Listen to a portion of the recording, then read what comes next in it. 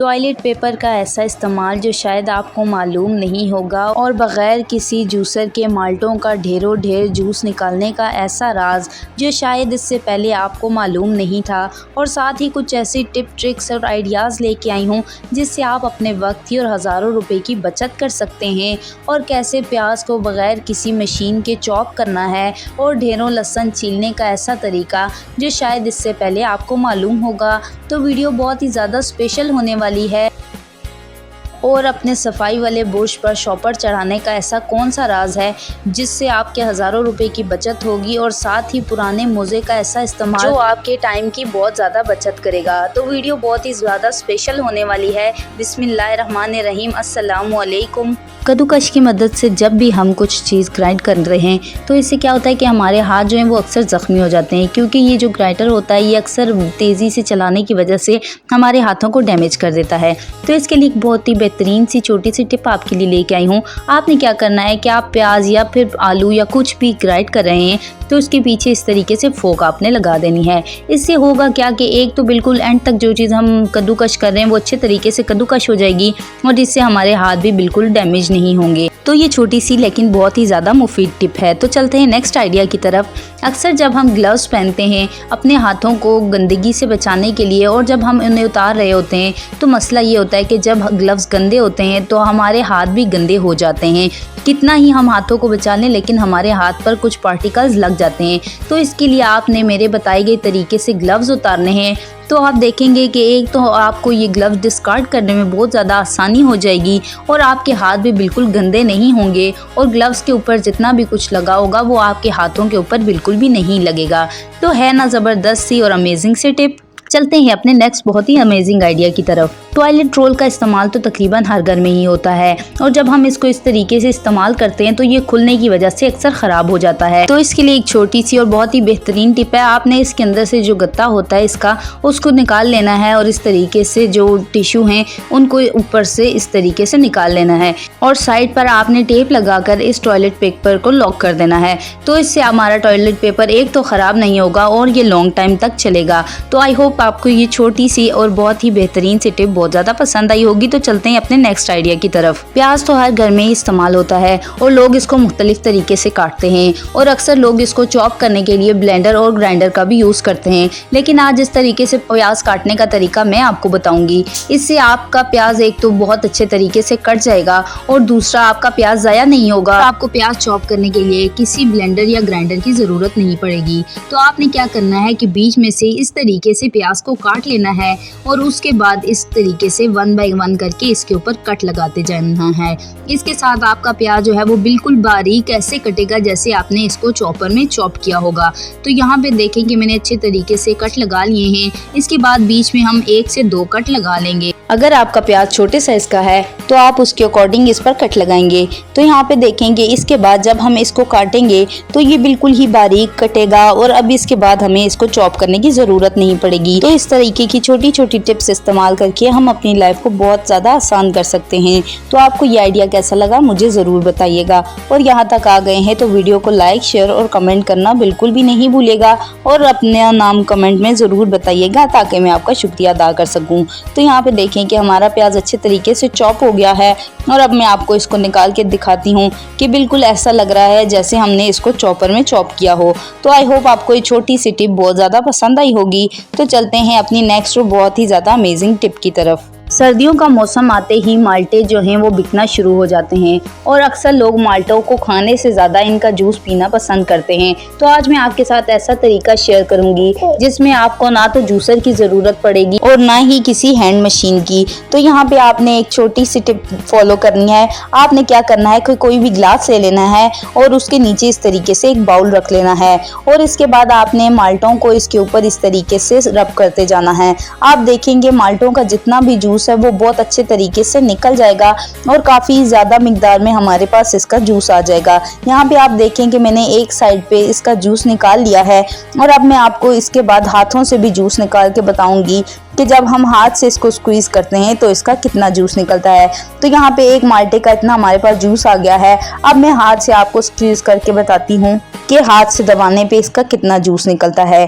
तो ये छोटी सी टिप इस्तेमाल करके आप अच्छी तरीके से माल्टों का रस बगैर किसी मेहनत के निकाल सकते हैं। तो यहाँ पे देखें कि दोनों में कितना ज़्यादा फ़र्क है, जो हाथ से हमने निकाला है और जो हमने छोटा सा जुगाड़ लगा के निकाला है। आई होप आपको ये छोटा सा आइडिया बहुत ज़्यादा पसंद आया होगा।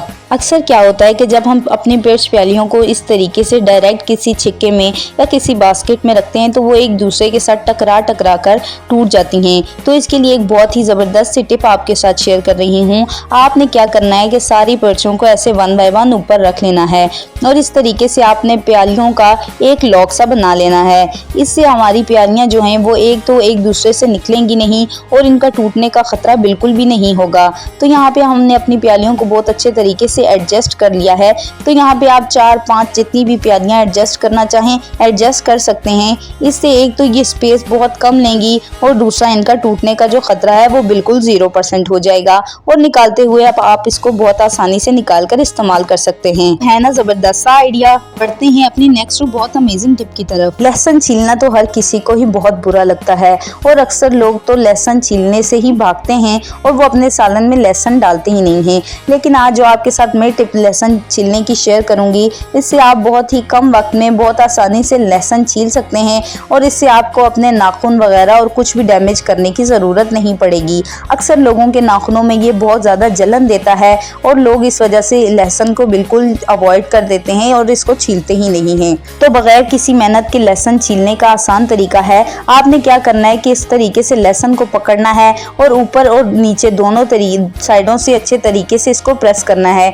तो आप देखेंगे कि 1 सेकंड के अंदर आपका जो छिलका है वो बिल्कुल अलग हो जाएगा और लहसुन बिल्कुल अलग हो जाएगा। तो इस छोटी सी टिप से आप बहुत ज़्यादा फायदा उठा सकते हैं और बहुत ही कम वक्त में ढेरों लहसुन छील सकते हैं। ये टिप मेरी बहुत ही ज़्यादा खास होने वाली है। अक्सर क्या होता है जब हम रैपिंग शीट को इस्तेमाल करते हैं तो एक तो ट्रांसपेरेंट और दूसरा बहुत ही पतली होने की वजह से ये हमारे हाथों में नहीं आती और हमें समझ नहीं लगती कि इसका सिरा कहाँ पे है। तो आज आपके लिए बहुत ही अमेजिंग टिप शेयर करूँगी। आपने क्या करना है कि जिस भी चीज़ के ऊपर रैपिंग शीट चढ़ानी है उसके ऊपर इस तरीके से रैप करने के बाद आपने जो इसकी एंड वाली साइड होगी उसको इस तरीके से पकड़कर 1 से 2 राउंड दे देने हैं और उसके बाद आपने इसको कट कर लेना है और फिर इसको आपने इस तरीके से रैपिंग शीट के ऊपर रैप कर देना है। अब आप देखेंगे कि जब आप रैपिंग शीट को ओपन करेंगे तो ये बहुत आसानी से ओपन हो जाएगी और आपको खोलने में बिल्कुल भी मुश्किल पेश नहीं आएगी। बाज़ औक़ात क्या होता है कि हमारे जो इस तरीके के ढक्कन होते हैं पतीलों के,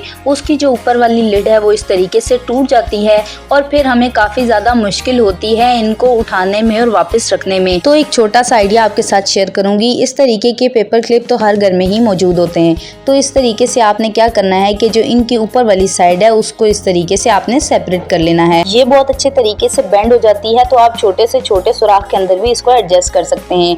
तो जब आप इसको इस तरीके से सुराख के अंदर लगाएंगे तो बहुत आसानी से इसका ऊपर एक हैंडल बन जाएगा और अब आप इसको बहुत आसानी से इस्तेमाल कर सकते हैं। तो है ना छोटी सी और बहुत ही ज़बरदस्त। चलते हैं अपने नेक्स्ट टिप की तरफ। और अक्सर हम इसको सफाई के लिए इस्तेमाल करते हैं, लेकिन इसको इस्तेमाल कर करके अक्सर क्या होता है कि इसका जो आगे वाला एरिया होता है वो बहुत ज़्यादा डैमेज हो जाता है। तो आज मैं आपको इसका ऐसा इस्तेमाल बताऊंगी कि आपका ब्रश महीनों नहीं बल्कि सालों चलेगा और ना ही ये जल्दी ख़राब होगा। तो इसके लिए आपको ज़रूरत है एक शॉपर की। जी हाँ, एक शॉपर आपके हज़ारों रुपए कैसे बचा सकता है। आप देख सकते हैं कि आपने क्या करना है कि एक शॉपर ले लेना है और उसको अपने ब्रश के ऊपर सफाई से पहले इस तरीके से चढ़ा देना है। आप खुद देखकर हैरान रह जाएंगे। एक तो इससे सफाई बहुत ज़्यादा अच्छी होगी और दूसरा आपके जो ब्रश के फ्रंट वाला एरिया है वो बिल्कुल भी ख़राब नहीं होगा और लॉन्ग टाइम चलेगा। तो ये छोटी सी टिप यूज़ करने के बाद आप अपने हज़ारों रुपए की बचत कर सकते हैं और अपने ब्रश को लॉन्ग टाइम के लिए यूज़ कर सकते हैं। और जो भी बाल वगैरह होते हैं ना वो इसके साथ बिल्कुल भी नहीं चिपकेंगे और आप इसके साथ बहुत आसानी से झाड़ू लगा सकते हैं। तो है ना बहुत ही ज़बरदस्त और अमेजिंग टिप। तो चलते हैं अपने नेक्स्ट बहुत ही ज़बरदस्त आइडिया की तरफ। जब हम सफाई करते हैं बाकी तो पूरा घर हम अच्छे तरीके से साफ़ कर लेते हैं, लेकिन जो घर के कोने होते हैं और अलमारी के नीचे वाली जगह है वो हम साफ़ नहीं कर सकते। तो एक पुरानी और फटी हुई जुराब कैसे आपके टाइम की बचत करेगी और आपके पूरे घर को ऐसे साफ़ करेगी कि दोबारा महीनों आपको साफ़ करने की ज़रूरत नहीं पड़ेगी।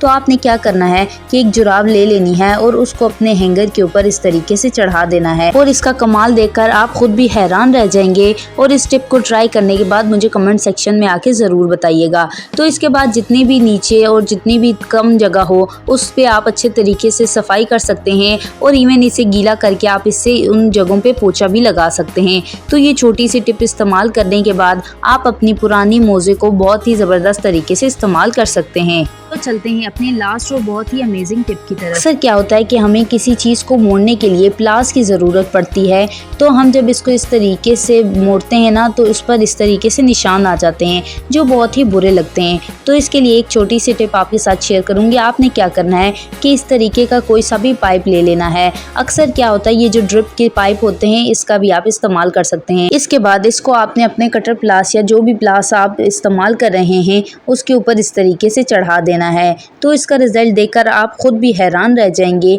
कि इसके बाद जब आप इसका इस्तेमाल करेंगे तो ये बिल्कुल भी किसी किस्म का निशान नहीं छोड़ेगा और बहुत अच्छे तरीके से हमारा काम भी हो जाएगा। तो आई होप आपको मेरी तमाम ही छोटी छोटी टिप्स बहुत ज़्यादा पसंद आई होंगी।